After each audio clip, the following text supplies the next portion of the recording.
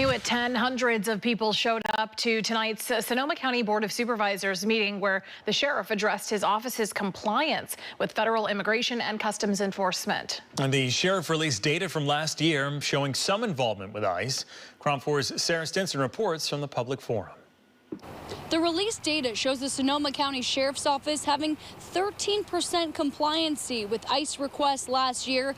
And while the goal of releasing this was to be transparent with the community, many walked away feeling concerned for the safety of fellow neighbors who are undocumented. Hundreds of people both outside and inside the Sonoma County Board of Supervisors Truth Act Forum Tuesday night, as Sheriff Eddie Ingram laid out how much information his office gave ICE last year. ICE called us for information on 484 people. We did not notify them. They asked us, and we gave them information on 64. We turned 2 individuals over to ICE last year, both because they had warrants. 2 who had warrants, not a rash of people. He is not required to respond to ICE, and the community's demand is that he should stop. Linda Evans helped organize a protest outside the meeting. She says it's difficult to trust the sheriff's office after seeing this data. What about if ICE comes and raids some of the vineyards? What will his response be? We want him to be clear that he is on our side. She and other community members demanded county supervisors adopt non-compliance and sanctuary policies to protect undocumented immigrants from ICE. You just want to work and provide for their families. Be on the right side of history. Take action.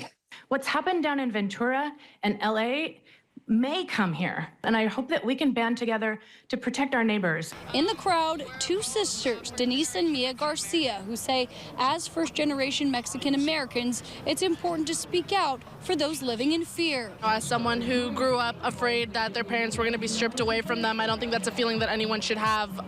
No process without due process. Local law enforcement can only answer ICE requests involving serious or violent felonies under California sanctuary laws. Sheriff Ingram addressing concerns after hours of public comment. We do not separate families.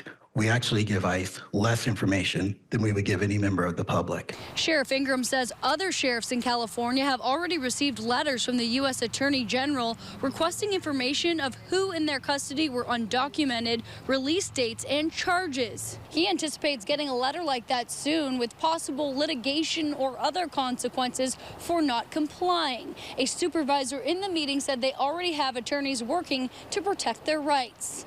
I'm Sara Stinson reporting, KRON 4 News.